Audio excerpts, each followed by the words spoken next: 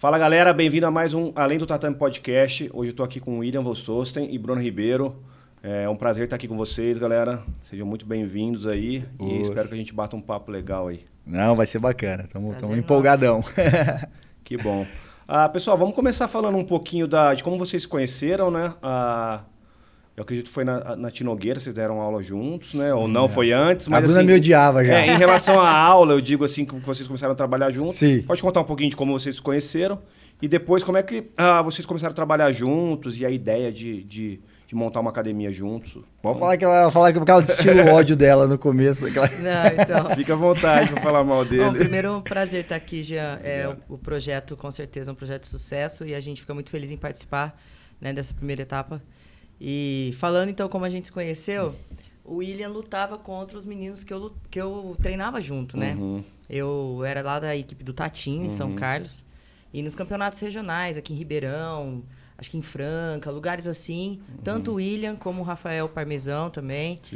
Lutavam muito contra o Jader, contra os meninos que treinavam com a gente. Na época, acho que todos eram faixa roxa, né? Vocês eram faixa roxa. E eu tava do outro lado, né? Então, eu tava torcendo pros meus amigos. E o William torcendo pros amigos dele quando não era ele ou o Floripa, né? Ou o Parmesa que tava lutando contra os meus parceiros de treino. Então, eu já sabia quem ele era. Mas a gente não tinha proximidade nenhuma, assim. E a gente só foi ter um primeiro contato numa situação fora do Brasil. Olha que interessante isso. Foi no PAN, né, na Califórnia. De roxa. Eu de roxa, né? Eu não me lembro o ano. Você lembra o ano? 2011, eu acho. 2011. E ele lembra mais dessa... 2010. Por aí. Foi essa época aí. Ele lembra mais... eu lembro vagamente do que a gente fez, assim. Eu lembro de estar numa área... reservada a faixas pretas, e os meninos estavam indo lutar, né, de Ribeirão, e eu falei, puta, conheço esses meninos, e não tinha ninguém ali perto pra eles, né? Acho que foi isso, né? Aí a Bruna chegou e falou assim, você tá sozinha? Eu falei, vou lutar agora. Ela falou assim, não, eu fico aqui de corner pra você. Aí ela ficou, né, eu fiquei lutando, ela Vou ficou falar gritando. tudo errado pra você pagar o que você fez. Não, que isso. Aí ela me deu essa força aí. E aí depois a gente se encontrou, que foi aquela vez do aeroporto, não foi? Foi, olha isso, o William também me ajudou. Bom, a gente trocou aí um suporte, né? Nesse dia do campeonato pan-americano. E depois também eu fui lutar um campeonato, se eu não me engano, em Gramado. E o aeroporto mais próximo de São Carlos era de Ribeirão. Sim. Então fui pegar um voo aqui. Cara, época de atleta a gente é quebrado, né? A gente não tem grana pra nada.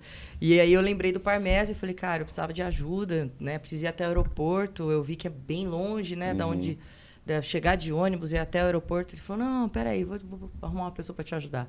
Aí era ele. Era eu. Aí ele me deu uma carona, me pegou na rodoviária, me levou até o aeroporto. Carona não, né? Te levou, uma né? viagem, né? Uma viagem, um rolê. E foi assim o segundo contato. Né? Aí a gente já começou a quebrar um pouquinho, né, aquele clima de rivais, assim, vamos pensar assim, né, nas competições. E aí começamos a ter um pouquinho mais de contato. E na Tinogueira, a primeira pessoa que trabalhou com a gente foi o Parmesa, né? Que foi o professor que eu contratei para trabalhar lá. E aí o Parmesa logo teve um convite, né, para trabalhar em Abu Dhabi. Conseguiu, deu tudo certo, e ele me indicou o William. Então, o William já começou a assistir as aulas, acompanhar as aulas, já para ter aquele contato com os alunos e tal. E aí, dali, cara, a gente não se desgrudou mais, a gente tá até agora. Faz tempo. Foi em 2015 que eu comecei a dar aula na Tinogueira, a gente tá indo em 2023, a academia faz, inclusive, dia 29 de junho, a gente tá gravando antes. Faz 6 anos, a gente vai fazer uma festinha sábado, né, dia 1º de julho. Não, dia 29 faz aniversário, mas dia 1º de julho é a festinha. Então faz aí 7, 8 anos já que a gente tá trabalhando junto. Academia contando a primeira lá. Isso, quando montou Strong legal. mesmo. A fundação da Strong vai fazer 6 anos. Foi em junho de 2017. Legal. Você estava falando até do Jader, né? Eu lembro do Jader. O Jader era porque o Tatinho, ele era da RMNU, né? Sim. E agora ele é de novo da RMNU, ele tinha saído e é um grande amigo meu também. E engraçado que o Jader, uma vez, ele lutava muito com bolha, né? Muito. Todos os campeonatos eles lutavam no absoluto. Acho que eles eram até do mesmo peso, eles lutavam de médio, se eu não me engano. Era todo mundo, era eu, o Parmesa, o Jader e o Bolha, tudo médio. Então, eu era mais leve, às vezes eu subia pra médio. E eu lembro que... eu não lembro que campeonato que eu fui arbitrar uma luta e... Aí o Jader acabou naquele... Ninguém ganhou de ninguém, né? Empatou nos pontos e eu dei pro Bolha. Nossa, ele ficou louco, maluco. Porque ele é de vocês. Eu falei, que meu, cara, o cara é de outra academia. Podia ter que ir. Ele só porque o Tatinho saiu. Eu falei, não, cara, não vi. Aí eu fui tentar falar com ele nervoso. Provavelmente eu tava junto com ele. E eu falei com o Tatinho, e eu cheguei no Tatinho e falei, Tatinho, cara, você sabe que não. Ele falou, não, eu sei, mas tá nervoso.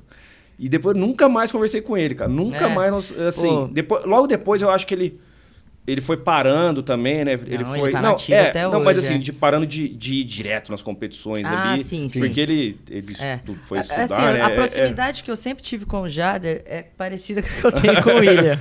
O Jader é doutor em física. Física quântica. E a gente trocava muita ideia, a gente viajava muito para treinar junto, né? A gente ia treinar em Rio Claro, na época que a gente já tava aí fazendo parte da equipe Atos, quando eu era atleta, né? E a gente ia conversando muito sobre profissão, sobre essas coisas, né? O jiu-jitsu e a área acadêmica que a gente seguia também. E ele hoje, acho que ele tá em Uberaba, se eu não me engano, na Aliança, faixa preta. Já ganhou vários campeonatos de Master, né? Veio fazer uma visita pra gente. Faz o quê? Um ano, mais ou menos? Acho que foi depois da pandemia, logo que acabou eu nunca mais ouvi. Veio uma vez fazer uma visita pra gente aqui e falou que vai voltar algum dia.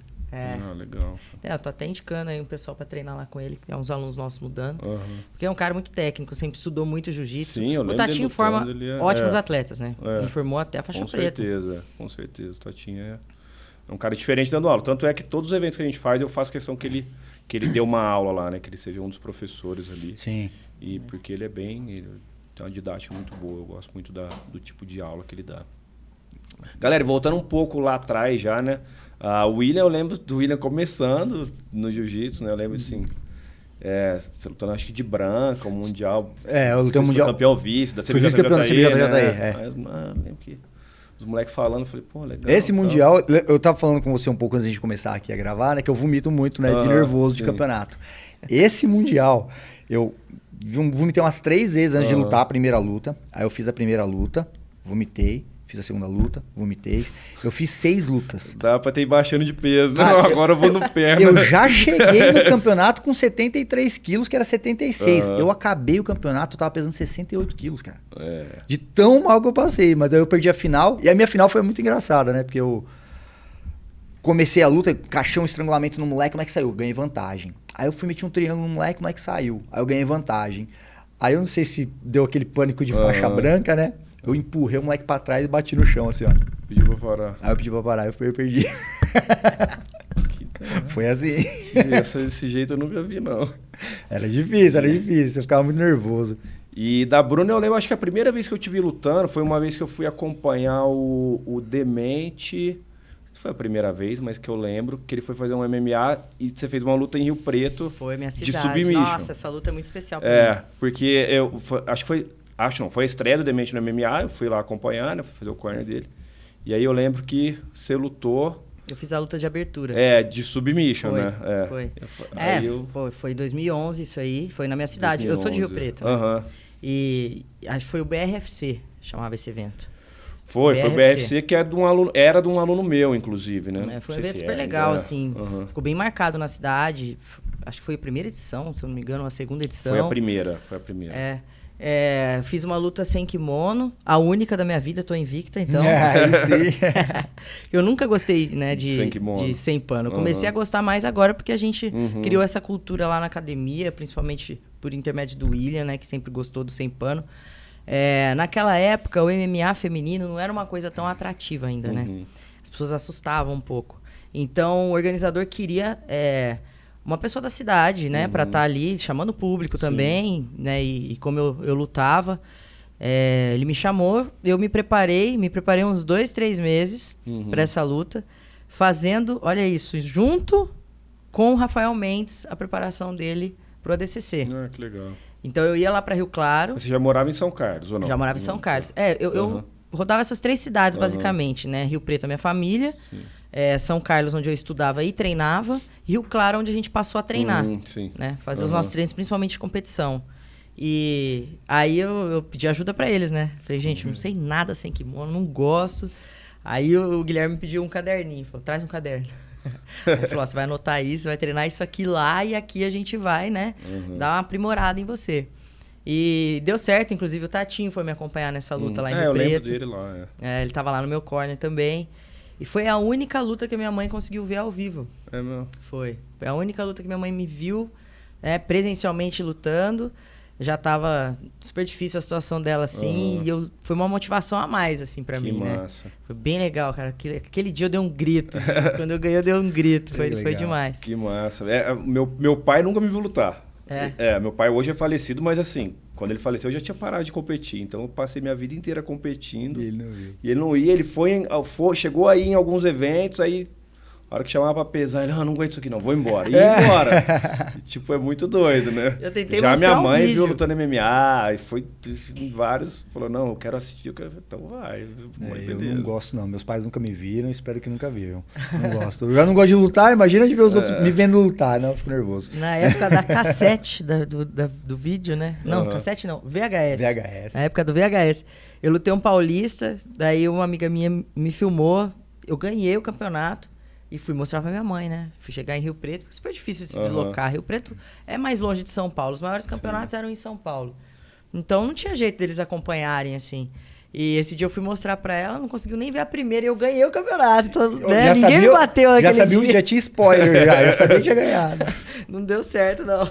Não, eu vim antes da VHS. Então eu lutava antes. Mas enfim, vocês estavam falando do no-gi, né? Vocês chegaram a praticar a luta em pé, tipo Muay Thai, boxe? Chegou a treinar alguma coisa ou não? Eu fiz um pouco de Muay Thai na minha adolescência. Eu nem morava aqui ainda, morava em Osasco.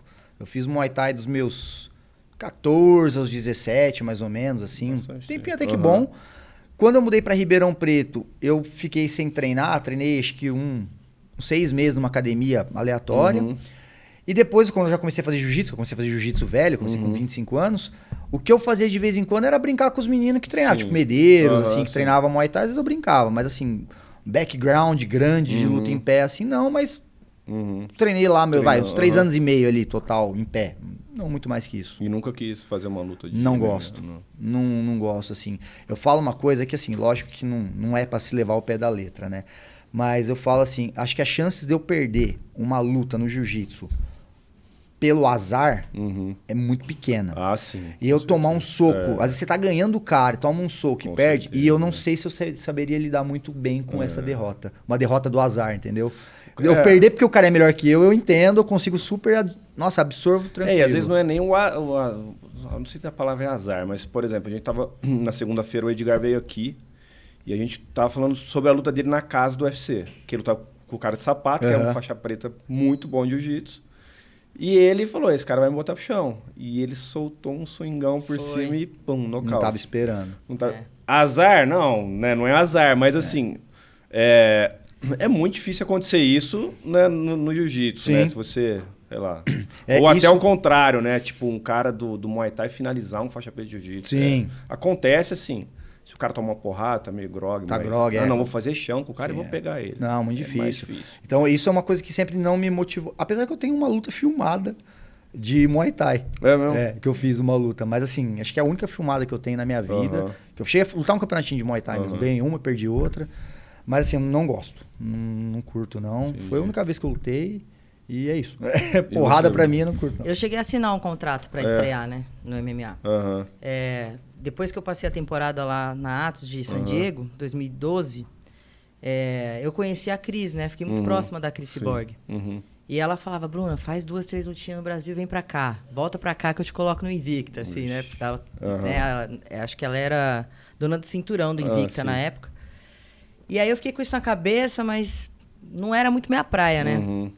Só que parece que as pessoas ouvem, assim, né? Os pensamentos, né? O organizador do Predador FC conversou comigo, me recusei algumas vezes, e por ele ser de Rio Preto, né? Ele estava trabalhando em Rio Preto, o evento era em Rio Preto, e eu era uma atleta de destaque de Rio Preto, então ele achava interessante me colocar. E teve uma vez que ele me convenceu. Aí eu falei, não, beleza, lá vai eu de novo conversar com o Ramon Lemos, né? Falei, tem uma luta, assim, só aceito se você me treinar. Ele falou, bora pra São Paulo, então. Aí a gente foi pro CT do Corinthians. Na época ele tava lá. A gente foi pro CT do Corinthians. Ele já tava colocando alguns atletas da Atos para fazer a transição pro MMA. Sim, foi porque o Arizinho lutou. O Ari, né? o Davi Ramos, né, que até hoje tá no UFC. O Durinho não chegou a fazer parte desse grupo, porque ele já tinha ido pro Vitor Belfort antes. Sim. Mas foi legal, a experiência foi legal. Eu não lutei porque eu rompi o ligamento do joelho lá, treinando lá. E indiquei a Livinha. Livinha. Pra entrar no meu lugar. E ela fez a carreira dela no MMA, né? Talvez se você tivesse lutado, você não teria recebido também, então. Talvez se você tivesse lutado, você não teria recebido também. Teria saído na mão ali, porque... Você galera... tá pendente de pagamento? Eu recebi, mas teve uma galera... Eu não posso falar, mas teve uma galera que... Mas enfim. Era um dos motivos pelo qual eu recusava. Além da, né, não é muito minha praia, mas também a fama, né? Pois é. Só que meu irmão era advogado, eu chamei meu irmão junto ali pra fechar o contrato. 2 vezes que eu lutei aqui em Ribeirão foi no Predador, né? Então, eu lembro. Das 2. Mas ele me pagou normal, assim. Pagou certo, então não posso também ainda tava bom, falando. Mas tá... Teve uma galera que no segundo ficou sem receber aí. Cara, vamos falar um pouquinho do trabalho que vocês fazem aqui, que eu acho bem legal, né? Mais ou menos a gente acaba trabalhando na mesma linha, assim, né? A gente usa mais ou menos uma não é nem a metodologia, mas assim, eu costumo falar que a galera tenta muito vender esse jiu-jitsu para todo mundo, né? Jiu-jitsu para todos, jiu-jitsu para todo mundo. Modelo de negócio nosso bem parecido. Sim, exatamente. E a galera fala, jiu-jitsu para todos, jiu-jitsu para todos. Eu acho que jiu-jitsu tem que ser para todo mundo, realmente. Mas assim, a maneira com que que eu vejo a galera querendo passar isso, particularmente, eu vejo de uma forma diferente. Queria até que vocês falassem sobre isso. Porque na minha cabeça, o que eu acho? O jiu-jitsu, aquele jiu-jitsu, a porrada ali, o treino, não é para todo mundo. Né? E não falo nem a porrada de treinar forte. O próprio treino, assim, porque tem gente que não vai, não adianta. Tem gente que não tem o biotipo, não tem a tendência para luta, não tem, né? Assim, vai demorar demais para aprender. Só que o que eu tento passar para meus alunos, o que eu acho que o jiu-jitsu é para todo mundo, é no quê? No sentido do que o cara aprender ali, ele conseguir levar para fora, seja para o trabalho dele, seja para a casa dele, seja para o relacionamento dele. Porque, cara, eu falo para meus alunos, se você consegue... Porque durante, sei lá, o primeiro ano, se o cara for muito habilidoso, durante os primeiros 6 meses, ele só vai estar no perrengue. O cara vai estar montado nele, pegando as costas dele, estrangulando ele, amassando ele.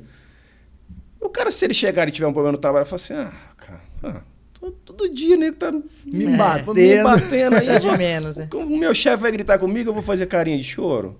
Então é nesse sentido que eu acho que o jiu-jitsu serve para todo mundo, entendeu? De uma mulher não ser submissa a um relacionamento, de uma mulher, um homem ir numa prova e tá confiante, falar assim, cara, quando eu era moleque, cara, eu chegava nos lugares, eu achava que não que eu fazia isso. Eu falava assim, nossa, esse aqui de segurança ali, acho que se ele brigar comigo, eu arrebento ele. Sim. Não que eu queria aquilo, mas assim, eu tinha uma confiança que isso o jiu-jitsu te dá. E se você consegue levar isso para outras áreas, é o que eu falo pra galera. Aí o jiu-jitsu é para todo mundo, não treinar, todo mundo tem que lutar, tem que sair na mão. Então assim, eu queria ouvir de vocês um pouquinho, essa é a minha visão, eu não queria ouvir de vocês eu tenho uma coisa que eu sempre falo que o jiu-jitsu me ajudou muito, que fosse, como eu falei, né? Eu sou um cara que vomita muito de nervoso, de ansiedade. Mas isso, obviamente, o jiu-jitsu controlou demais. Hoje em dia, na verdade, eu nem faço mais isso. Mas eu ainda fico ansioso um pouco, mas já não chego ao extremo de, vou ficar vomitando e tal. Quando eu já era faixa preta, já tinha um monte de coisa, a vida profissional já bem definida em alguns aspectos, foi quando eu resolvi fazer a prova da OAB. Então, eu lembro que eu fiquei muito nervoso, mas eu lembro que eu pensava assim, porque assim, eu me cobrei muito do seguinte, eu falei, eu tenho que passar na prova da OAB de primeira e tem que ser antes de eu me formar. Porque era assim, pra mim era um status. Me formei, eu passei na OAB no 8º semestre. Na verdade, minha segunda prova foi no 9º semestre, né? Então eu tinha o 9º e o 10º semestre pra concluir, pra depois pegar a OAB. E eu falei, eu me cobrava muito. Só que ao mesmo tempo, eu fiquei ansioso e eu ficava pensando isso aí. Eu só não tô vomitando por causa do jiu-jitsu. Porque o jiu-jitsu me ajudou muito a aprender a controlar a minha ansiedade. Apesar que ela ainda existe, mas assim, se eu comparar como que eu era em 2008 com como eu sou hoje, eu sou muito menos ansioso e eu acho que isso é muito graças ao jiu-jitsu. Não, eu tenho certeza. Com certeza. E uma coisa que a gente viu que é legal, assim, que a gente faz muito lá, e a gente pega várias histórias, assim, vários alunos, inclusive essa semana foi semana de exame, né? Tem alguns que a gente tem um conhecimento um pouco mais próximo do que eles estão passando na vida pessoal, e mesmo assim o cara, se dedicou, falou assim, não, eu vou lá fazer minha prova, vou fazer meu exame, e fez, e a gente viu que o jiu-jitsu foi, ao mesmo tempo, uma válvula de escape para ele não ficar frustrado com o que está acontecendo na vida pessoal, mas também ajudou ele a controlar, a combater esses problemas ali, né? Então, nesse aspecto, realmente, o jiu-jitsu ele vai trazer benefícios para todos, Concordo. Eu penso assim, para mim a prática é democrática do jiu-jitsu. Todo mundo pode praticar. Sim. É um esporte feito para isso, né?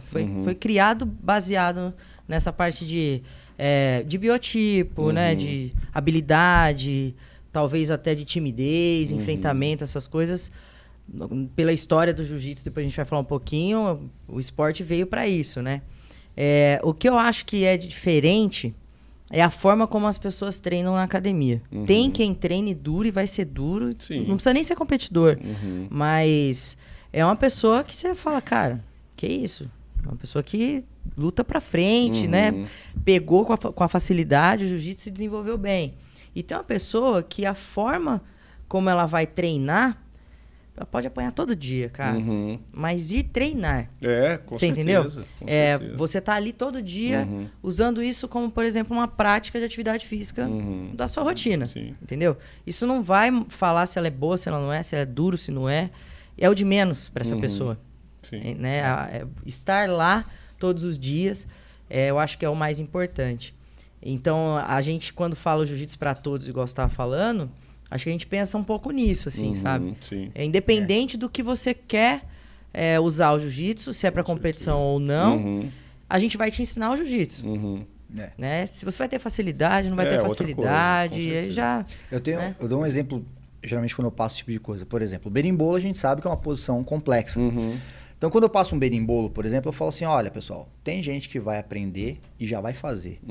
Tem gente que vai ganhar campeonato com isso. Tem gente que em 5 minutos vai repetir o berimbolo 20 vezes. Tem gente que em 5 minutos vai repetir o berimbolo uma vez.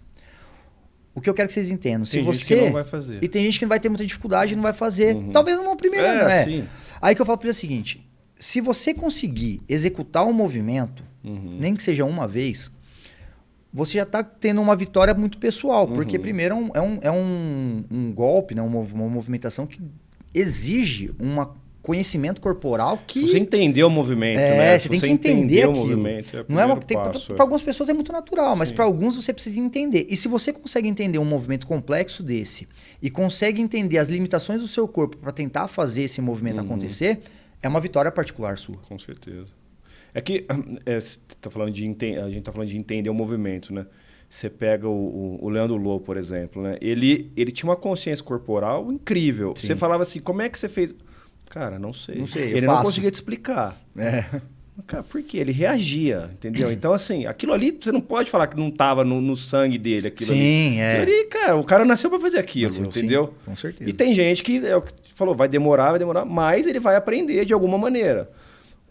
É o que eu sempre falo para meus alunos. Tem cara que fala assim, mestre, eu não estou evoluindo, não sei o que. Ela fala, cara, o jiu-jitsu, eu já fiz vários esportes, assim, não competitivo, mas brincando.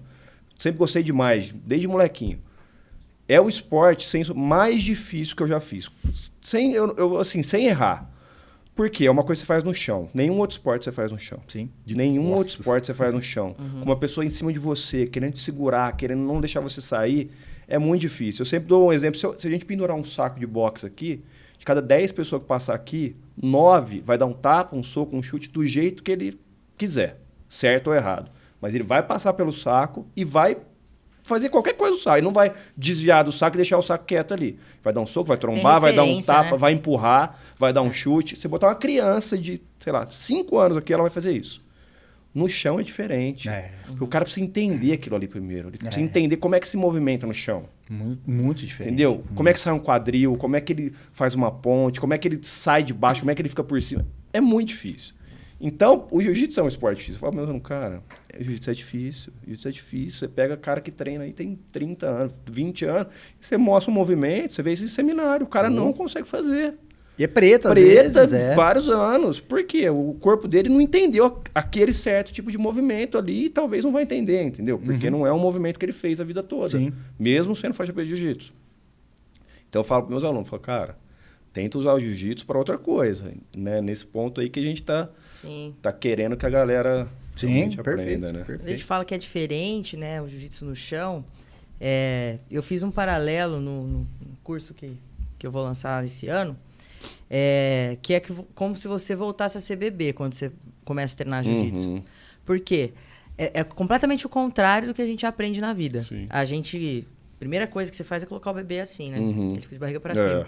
A primeira coisa que ele aprende é ficar ao contrário, ficar de bruços. Sim. E ajoelhar, e depois engatinhar, depois andar com apoio, depois sem apoio, e depois é isso, ele vai ficar em pé. Vai inverter o negócio. O jiu-jitsu volta e fala assim, fica de barriga pra cima de novo, e vamos começar daqui, né?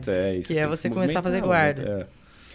Por isso que eu falo até pessoal, eu falo assim, né? Sempre falei assim, o grande diferencial do jiu-jitsu é guarda. Sim, com certeza. Porque eu falo, você pegar um lutador de wrestling, ele tem uma noção de como passa a guarda. Sim. Um lutador de judô tem. Um lutador de greco-romana. Agora, colocar o cara de costas no chão e falar, se vira daí e ganha, é só pra quem faz jiu-jitsu. Então, assim, o diferencial do jiu-jitsu é a guarda. Vantagem fazer guarda. Né? Eu sempre falo pros meus alunos, assim, no início, ali, quando, assim, aqui a guarda e tal, apesar de você estar por baixo, você tem muito mais coisa pra fazer do que quem tá dentro da guarda. Ele basicamente vai se limitar a abrir sua guarda e depois tentar passar uma chave de pé. Mas assim, você tem inúmeras coisas que você pode fazer. As possibilidades são a seu favor ali. Muito, né? Com certeza. E a galera às vezes fica olhando assim, tipo, como assim, né? Eu tô difícil por cima. É difícil de entender.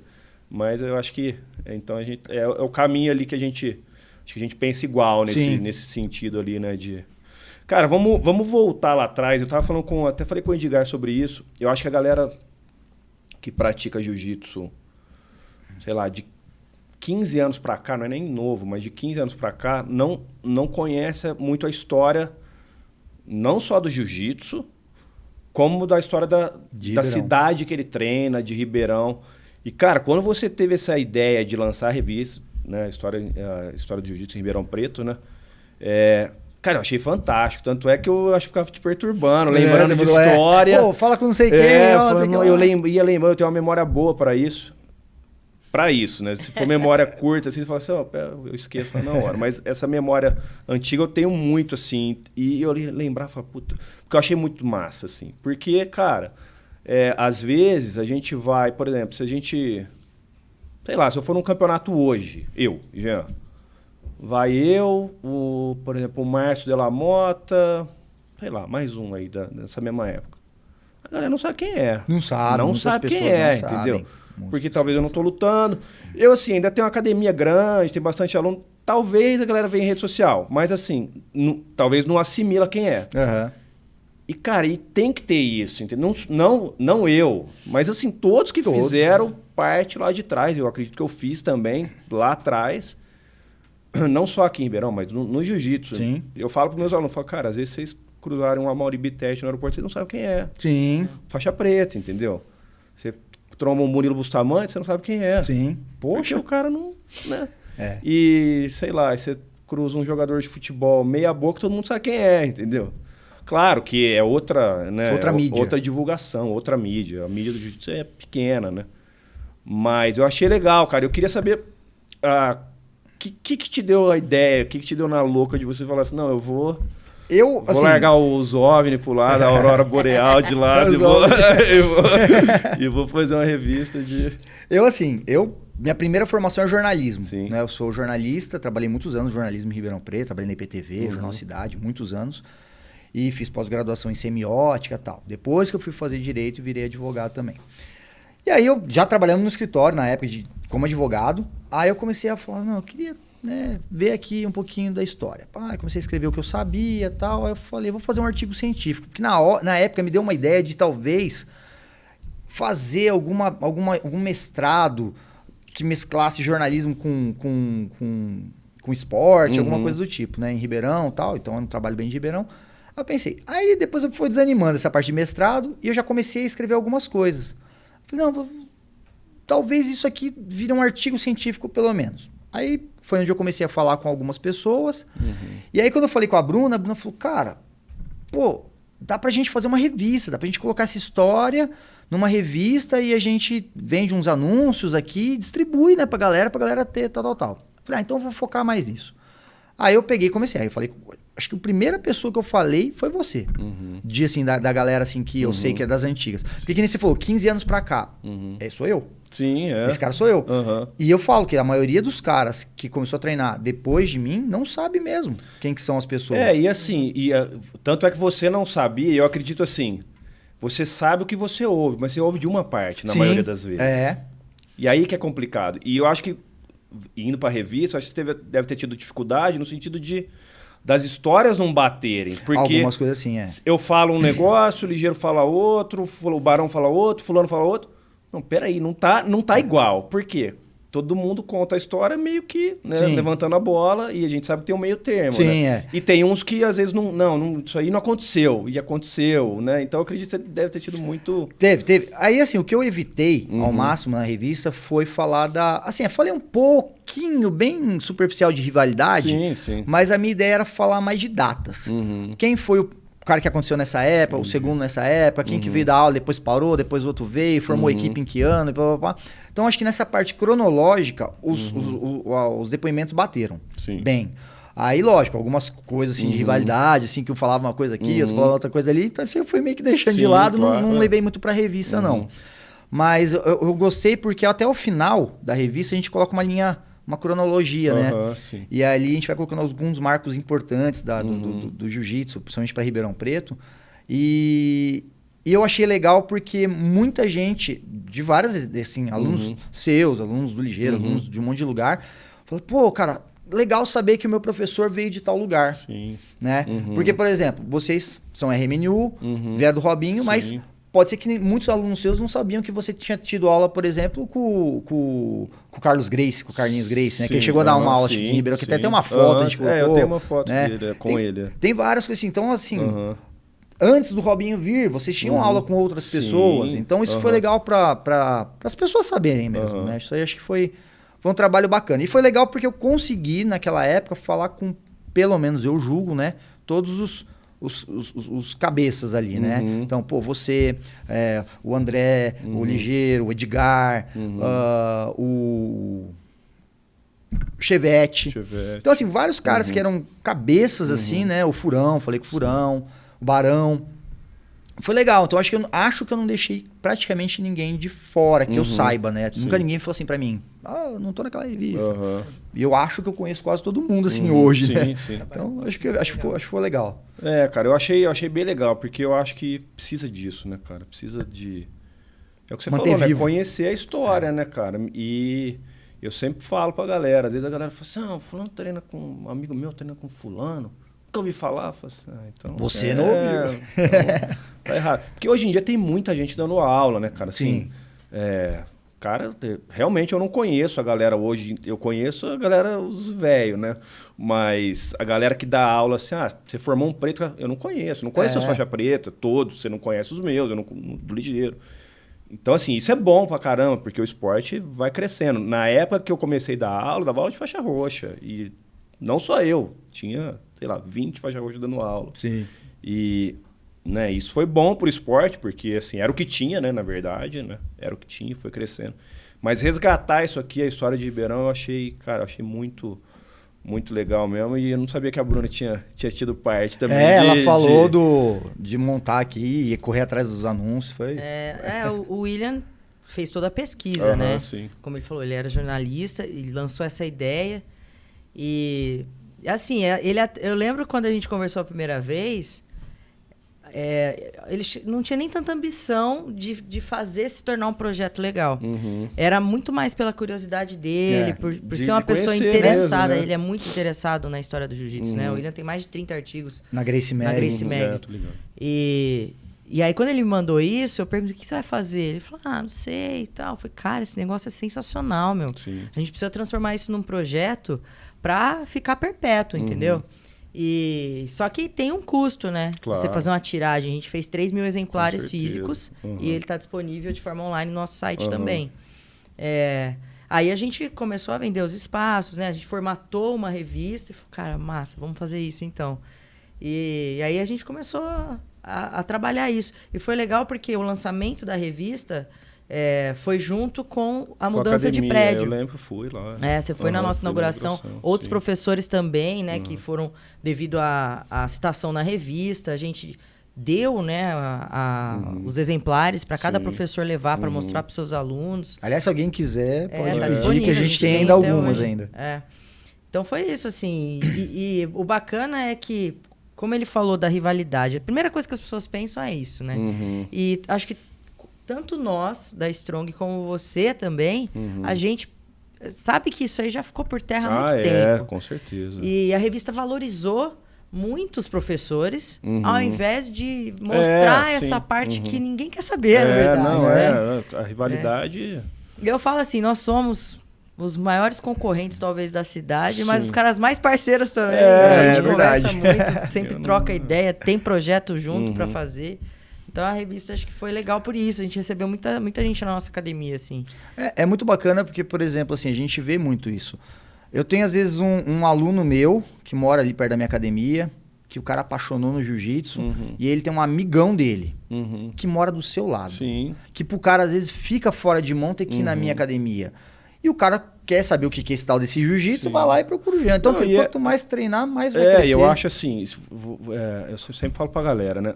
Quando você faz um trabalho legal, eu torço... A minha ideia do Além do Tatame, que na verdade ele é um curso de gestão, né? Ele foi criado como um curso de gestão. E eu agora tive a ideia de começar... Era o quê? Primeiro eu fiz pra galera da minha equipe, né? Para meio que ensinar a galera como é que fazia o esquema. E na pandemia eu resolvi filmar e falei, não, vou abrir. Antes até eu tinha feito um presencial, eu falei, não, eu vou filmar. E teve professor da RMNU que falou, não, cara, mas você tá doido? Você vai... Eu falei, velho, quanto mais gente trabalhando melhor, melhor. Sim. Porque assim, o problema é o cara ir num lugar ruim, eu sempre falo isso pro cara. Se não adianta você torcer contra o cara. Não, tomara que ele faça um trabalho ruim. Porque se ele vai na sua academia e acha jiu-jitsu ruim, ele não bota a culpa em você, ele bota a culpa no jiu-jitsu. Esporte. Ele vai falar assim, o jiu-jitsu realmente é tudo aquilo que eu ouvi de ruim já, lá de trás. Ele não vai procurar outro lugar, Sim. Entendeu? Perfeito. Só que, e aí pelo mesmo, do outro lado, o que eu acho que é legal? E assim como eu recebo várias pessoas que já treinaram lá, e vocês, tem vários alunos meus treinando lá, e tipo assim, o cara às vezes não tem horário. De horário, eu acho que foi uns 3 pra lá. Acontece muito isso. Depois das 8 eu não tenho esse horário, entendeu? E, cara... E o cara tá indo pra um lugar que legal. Beleza, tranquilo, entendeu? Ou às vezes o cara muda de lugar, ou perto do trabalho dele. Ou aconteceu alguma coisa na academia que ele não gostou. Falou, cara, aqui pra mim já acontece. Isso acontece. Lógico. Tanto com o professor quanto com o aluno. Às vezes ele não... Né? Se deu mal com alguém. Às vezes o cara namora uma menina lá e termina, o cara não quer ficar no mesmo ambiente, sai... Enfim, vários aspectos. Só que aí o cara tem um outro lugar para ele ir. Isso que é legal. Sim. Então, assim, falou, né? Concorrência, claro, tem, mas assim... Quanto mais pessoas fazendo bem pelo jiu-jitsu, mais vai ser divulgado e mais vai... E eu sempre falo, tem espaço para todo mundo, entendeu? Quantos % da população de Ribeirão pratica jiu-jitsu? Eu tava fazendo essas contas esses dias, cara. Nada.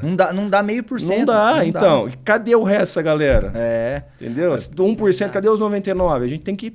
A galera quer brigar por aquele 1% que tá dentro da academia. Não quer brigar. Não quer trazer os 99%. O pensamento é muito mais amplo, e não quer trazer os 99%, entendeu? Não, aquele cara ali, ó, não vi mais eles nas fotos lá no William. Vou mandar uma mensagem pra ele. Sim, lógico. Não faz sentido, entendeu? Então, eu falo pros moleques direto, esse nicho que a gente resolveu trabalhar de criança, nós começamos, sei lá, 3 anos atrás, trabalhar direito, né? Assim, não assim, tem foco. Kids? Tem. De 5 a 15, tudo mesmo. Não. Na academia hoje a gente são 5 divisões. 2,5 e 3, 4 e 5, 6 a 8, 9 a 11 e 12 a 15. Só de kids. E eu falei pra galera, aí às vezes o moleque fala, não sei quem tá fazendo. Legal que tá fazendo. Que bom que tá fazendo. Bom pra gente abrir, não acomodar E, cara, e mais crianças treinando, mais falando com o amiguinho. O amiguinho da escola, talvez, não mora perto de vocês, mora perto de mim. Sim. E o menininho treina com vocês. Então, assim, eu acho que a concorrência, assim... acho que hoje em dia não faz faz muito sentido. É que nem você falou, hoje em dia é melhor todo mundo trabalhando bem do que... Claro, eu penso nessa linha aí. Cara, indo um pouco pro lado da arbitragem ali, eu vou até trazer uma polêmica aqui, eu sei que você é árbitro da IBJJF, né? Eu não sei se atualmente você tá... Não, faz tempo que não, mas já arbitrei 3 campeonatos lá com eles, lá do calendário internacional. E você faz curso de regra, inclusive. Cara, em relação ao que aconteceu na final do absoluto feminino, né? Nossa. Assim, na minha visão, eu sou muito amigo do juiz, do Rico. Sou muito amigo dele, assim. E, cara, eu particularmente, aí a gente vai criar uma polêmica. Eu não vi a menina batendo. Assim, eu vejo ela batendo no ar, assim, mas meio que... E aí vai... Eu já vi uma galera comentando, né? Metendo pau nele, Ele pode ter uma parcela de culpa também, não sei se você acha que ele é o total culpado. Mas você parar uma luta numa final de mundial, faixa preta absoluto... E aí eu queria te botar nessa fogueira aí, cara. Nem concluiu a pergunta, você viu? Só vai passou embora, a bola. Vai embora. É complicado, assim. Eu acho difícil falar, porque assim, partindo do princípio que é um mundial, faixa preta, ou seja, já presume-se ali que a maioria das meninas, ainda mais no nível que o jiu-jitsu está hoje, são profissionais, né? Por mais que seja um esporte amador, são profissionais, são pessoas que vivem disso. Então, assim, eu acho, né? Ainda mais um golpe de estrangulamento. É mais fácil você deixar um golpe de estrangulamento acontecer e você... Do que um braço. Que a pessoa, tipo... Pô, eu bati, você não viu, quebrou meu braço, né? O estrangulamento, assim, a gente sabe dos riscos óbvios que pode ter um estrangulamento, mas no geral não é o que acontece. No geral, apagou, volta, acordou e acabou e tal. Porque, assim, lógico, o ideal é ele estar bem colado ali, olhando pra mão, baixinho, agachado. Às vezes eu até fico agachado ali, olhando pra ver se a pessoa mexe a mão. Fez um movimento, e assim, aí um movimento que você tem que tomar muito cuidado. Que o movimento a regra fala, 2 tapas. Deu um tapão, eu já vi juiz parar em um tapa, e às vezes a pessoa tá querendo fazer uma pegada. Calça. E aí o cara se complica. Cara, fica bem esperto. Deu 1, deu 2, parou. Aí a pessoa reclamou, não, eu tava tentando fazer pegada. Cara... Você fez um movimento muito visível de que bateu. Vamos puxar na filmagem. Hoje em dia tem árbitro de vídeo. Então, e aí que crucificaram muito o Ricardo. São 5, né? Crucificaram muito o Ricardo, que era o central. Né? Eu não sei quem eram os laterais, eu não me atentei a isso. Mas, e os laterais, entendeu? Ninguém falou nada, cara. É complicado. Eu vou te dar um exemplo também. E aí crucifica o cara, assim... Na luta do Mika com o Kainan. Os caras falaram, pô, mas por que o árbitro não parou antes? Na hora que ele viu que cruzou. Porque a regra, infelizmente, diz que para desclassificar tem que ter pelo menos a concordância de mais um dos árbitros. Eles estavam em 3. Então ele olhou para os árbitros e ninguém se manifestou, porque talvez ninguém tenha visto que tinha cruzado ali no momento. Não sei qual que é a desculpa, porque para mim estava muito claro. E ele sozinho não pode parar a luta. Então ele teve que esperar o Mika bater. Sim. Porque aí ele teve que parar a luta. Então, assim, ele era obrigado, por mais que ele falasse assim, eu tenho que parar a luta e desclassificar, ele não pode fazer isso enquanto o outro árbitro, pelo menos mais um, né, já que temos são 2, não levantar e fizer um movimento lá, né, de desclassificação. Então, esse também é um ponto complicado. Ele não poderia parar a luta, assim, lógico, se ele vê, bateu, ele tem que parar a luta na hora, claro. Mas... Se os outros árbitros também não se manifestaram, ele também não se manifestou porque estavam desatentos ou alguma coisa do tipo, é aquele negócio. Dos males, o menor foi estrangulamento. Sim. Né? Mas é complicado. A posição estava difícil. O que você acha, Bruno? Então, talvez eu me posicione mais, acho que, minha opinião mesmo. Sim. A posição, pelo que a gente viu no vídeo, né, ela estava barriga para baixo. Sim. Foi mais difícil ainda você identificar, porque tem uma outra atleta mais alta do que ela, num posicionamento do meio do corpo para cima, cobrindo totalmente a cabeça. Sim, Só que pelo que eu vi, tinha um gancho travando o braço e o outro tava por baixo também. Então ela não conseguiu, na minha visão, não conseguiu bater. E por isso você viu bater no ar. Né? Eu não sei, ela mexe uma hora a mão, mas eu não. Aí volta naquilo. E se não é? E se entendeu? não é? É complicado. Então. Muito...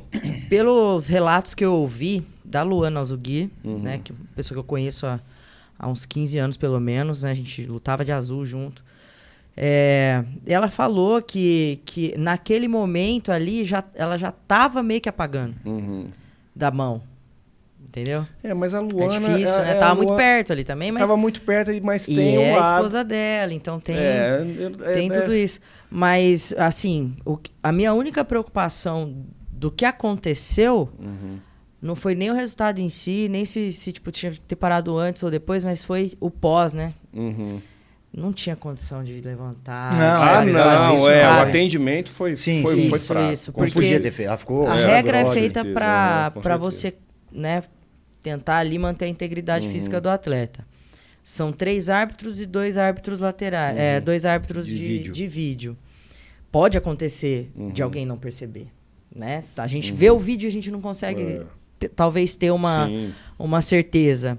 Mas independente do que aconteceu, o atendimento tinha que ter sido um pouquinho mais... o atendimento... Sim, foi bem errado mesmo. Aí é unânime. Ele como árbitro, assim, até uma das questões das provas que a gente aplica para os nossos alunos, né? Quando vão pegar a faixa preta, né? Esse tipo de atendimento, esse tipo de auxílio que pode acontecer no nosso tatame também. O que a gente vai fazer, né? Então, essa atitude aí que... Depois do ocorrido, né? Então... Porque assim, lá dentro do tatame tá todo mundo sujeito a várias coisas, né? Mas depois, realmente, o pós eu achei que foi bem complicado, igual a Bruna falou mesmo. Complicado. Esse negócio de arbitragem é complicado. Né? É difícil. Porque eu lembro, antigamente, né, cara? Você tava no campeonato, tá faltando juiz, vem cá. Aí você entrava lá, Era só tirar o tênis, né? Era só tirar o tênis e ia daquele jeito.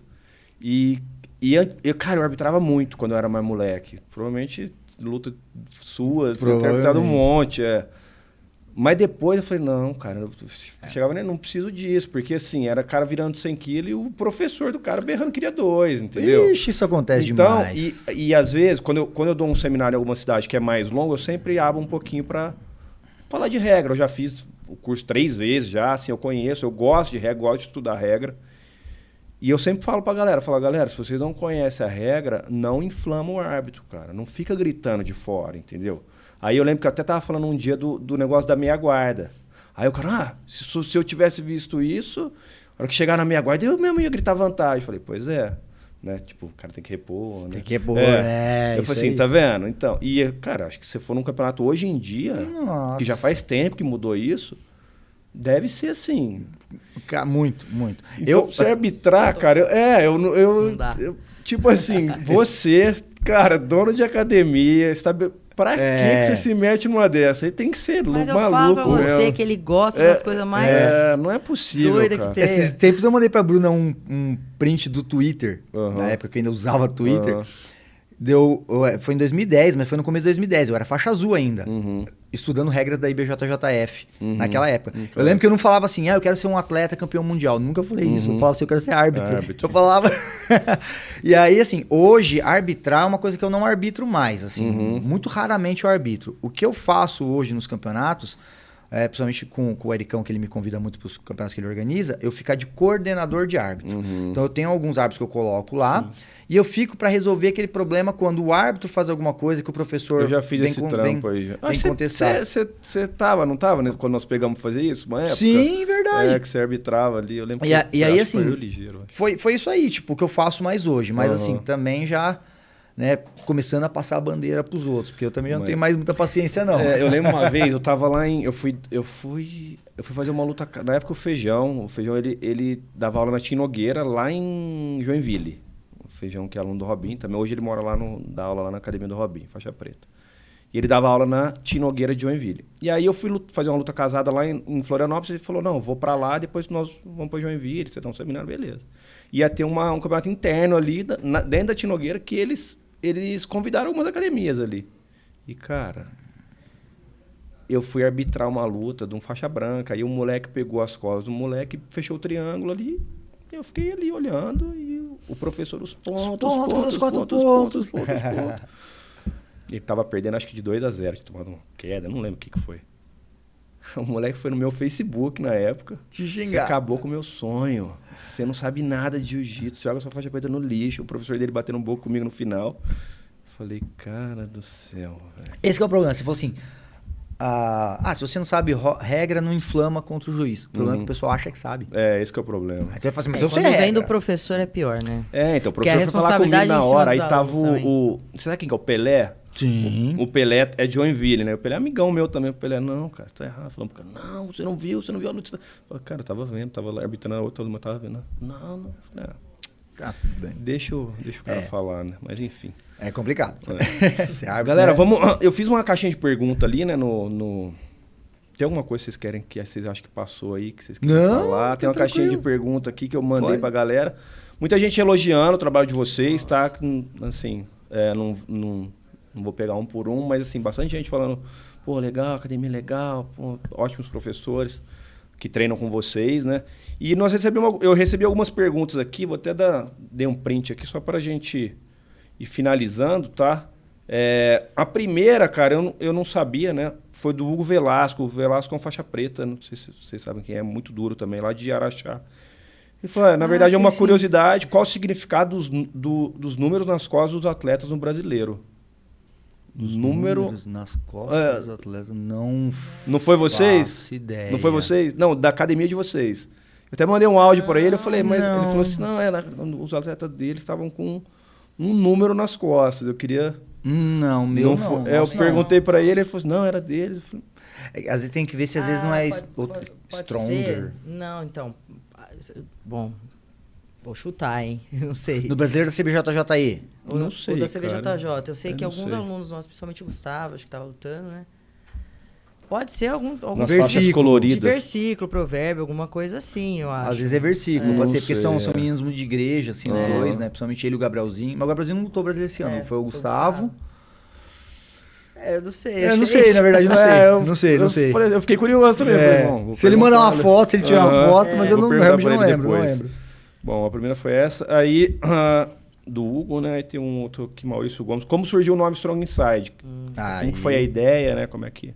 Acho que é o nosso aluno. Será que Maurício Meirelles. Isso. Um cara de 56 anos. Faixa marrom. Começou a treinar jiu-jitsu mais velho, pegou a faixa marrom, um cara muito forte, muito duro. Que massa. Muito duro. Bom, o nome Strong Inside, forte por dentro, né? Veio antes da gente ter academia. Bem antes, uma história de vida minha. Como eu falei aqui da minha mãe, né? Minha mãe lutou muito tempo contra uma doença terminal.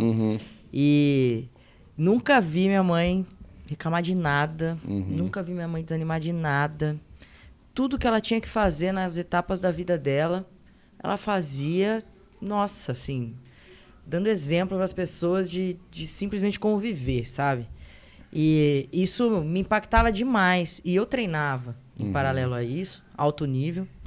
Então, acho que cada etapa que eu passava dentro do tatame, eu olhava para fora e falava, cara, se ela tá passando por isso assim, isso aqui não é nada. E continuava. Só que o que me pegou mais ainda foi depois que minha mãe faleceu. Porque é um baque difícil. Sim. É um baque difícil. Por mais que você ache que você está preparado para essa adversidade da vida, você nunca tá. Né? E aí eu lembro que eu passei uns 2, 3 meses meio perdido, assim. Será que eu luto? Será que eu não luto? Tal. Eu considerei não treinar mais. Entendi. Abandonar. Eu recebi minha faixa preta 15 dias antes da minha mãe falecer. O Tatinho fez a entrega. Tinha o aval dos meninos, dos Mendes e do Ramon. E assim, antecipou-se justamente por conta da situação da minha mãe. A gente sabia que estava super difícil e, de fato, foi o que aconteceu. E aí, ficou nessa, né? Será que eu consigo, que eu não consigo lutar e tal? Nessa hora, eu precisei tomar uma decisão importante, entendeu? Eu precisei, talvez, ser forte por dentro, como ela foi por muito tempo. E aí, recebi o convite da Angélica para ir para os Estados Unidos. E foi uma decisão muito importante, porque estava passando por um luto muito recente, né? Fazia 3, 4 meses. Fui. Passei pelo camp mais difícil da vida, assim, ó, disparado. Só que foi o que mais me ensinou também. E em vários momentos lá, eu falei, não dou conta, não aguento. Lembro de falar com meu irmão.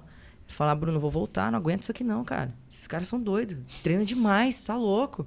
A Kira chegou a falar isso pra mim. Falou, vocês são tudo maluco. Como é que vocês treinam desse tanto? Eu falei, cara, a gente tá acostumado. É assim, né? A gente treina assim. Na Atos tinha essa fama, né? A gente treinava demais.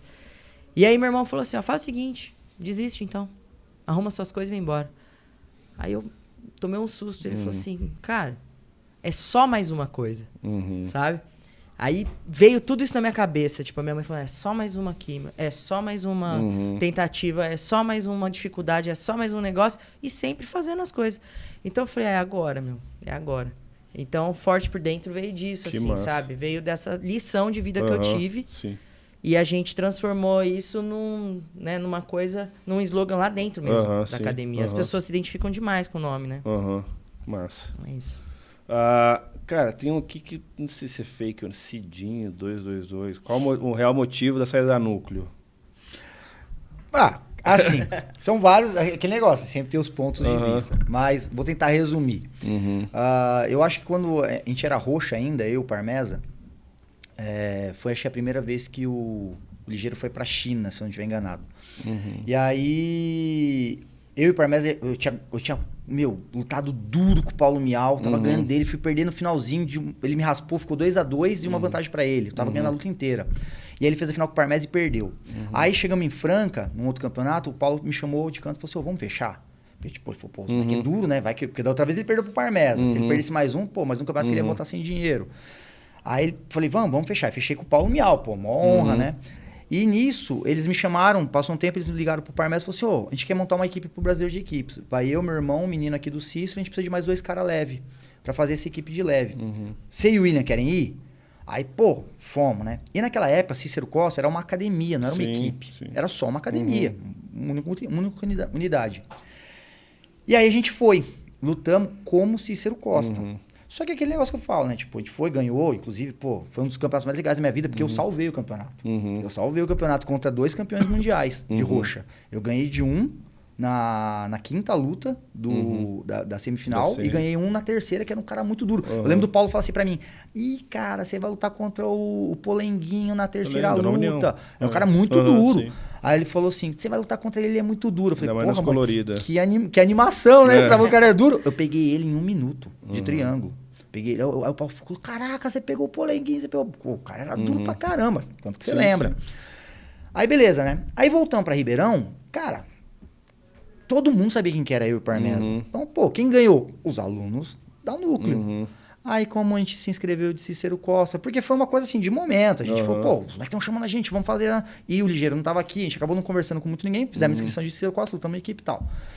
Aí, beleza, veio uma bronca, que eu até acho justo, porque realmente foi uma coisa meio dispensada, mas começou a vir um negócio que marcou muita gente, que era aquele do Creonte. Os caras falaram Creonte.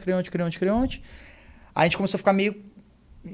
aí já começamos a distanciar muito ali, eu, Parmeza, os moleques lá, Amarelo, Ramon, Floripa, o Ítalo, tal.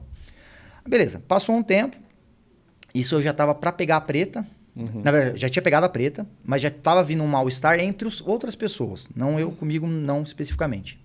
Aí eu lembro muito bem que acho que foi uma segunda vez que o Ligeiro foi de novo pra China, não sei se foi a segunda, terceira, não lembro. Ele foi, aí ele mandou uma mensagem pra gente, pessoal, a academia tá passando por alguns problemas, então a gente não vai mais ter a bolsa, né, de atleta e tal, pra quem, vocês vão ter como voltar a pagar a academia. Eu ainda pensei, falei, pô, né, tem que voltar a pagar a academia, não tem problema, né, pô, pena que a academia tá passando por problemas.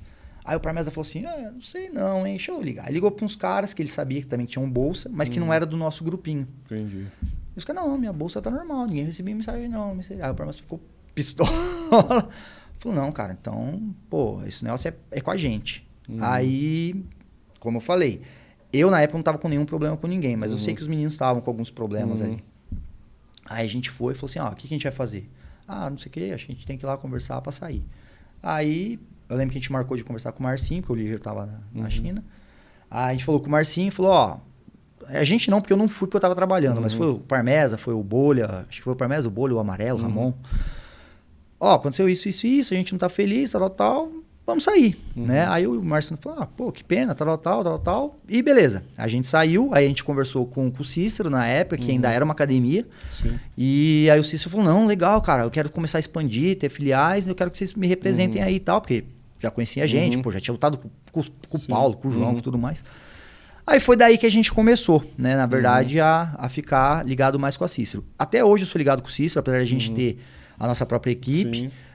Mas tem um bom relacionamento, tanto que eu mando aluno pra lá direto. Hoje eu tô lutando como Strong mesmo, porque a gente tem a equipe montada certinho. Mas a gente tem um puta relacionamento. Hoje mesmo tem 3 alunos nossos lá. Eu vi. Lá no Cição, lá treinando. Foto. Sempre tem. Então o relacionamento continua normal. E só que realmente, depois que a gente montou a Strong, a gente focou mais na Strong, mais como academia mesmo, nem como equipe tanto, assim, tipo, quero ter filiais e tudo mais. Então, pra trabalho, a gente fala até brincando, é muito parecido com a EOJ, né? A EOJ, ela não quer ter 300 filiais, quer ter uma equipe, um prédio bem feito ali, né? Com alunos. Então, assim, do nosso ponto de vista, do meu ponto de vista, esses foram os problemas. Teve um mal-estar que começou de roxa. Na época que aconteceu de preta isso, o Parmesa ficou meio assim com essa coisa de, vou cortar ali e tal. Já tinha um problema geral ali, todo mundo já estava se estranhando um pouco, aí optou por separar. Então, resumidamente, assim, pelo menos da minha parte, é isso. Entendi, tá respondido. Galera, se vocês quiserem agradecer alguma coisa, dar um recado final aí. A gente fica muito feliz de participar, esperamos aí que vire um belo de um sucesso, que a gente possa gravar outros assuntos. Eu tenho que vir aqui para falar de aurora boreal, de astronomia, de ET. Um podcast só vai ser pouco. Depois você pede para ele explicar por que a cor do céu muda. Nossa. Que é azul, fica avermelhado, fica preto. Eu faço aí para todo mundo, o pessoal fica assim, mano, por que você fica lendo essas coisas? Na hora que eu chego na academia, Jean, do lado de fora, ele tá olhando pro céu com alguém do lado. Eu falei, o céu da vez agora, então. Da vez. Eu falo, aquilo ali é tal coisa, aquilo ali é tal coisa. Mas gosto muito. E, pô, muito legal, assim, esse projeto. Até eu queria deixar claro, o Ciclopinho falou pra mim uns tempos atrás. Falou assim, cara, a gente podia montar um podcast pra falar com o pessoal aqui de Ribeirão, contar um pouco da história de Ribeirão e tal. Eu falei, vamos, lógico que tem que organizar, dar uma puta de um trabalho e não sei o quê, tem que ter investimento.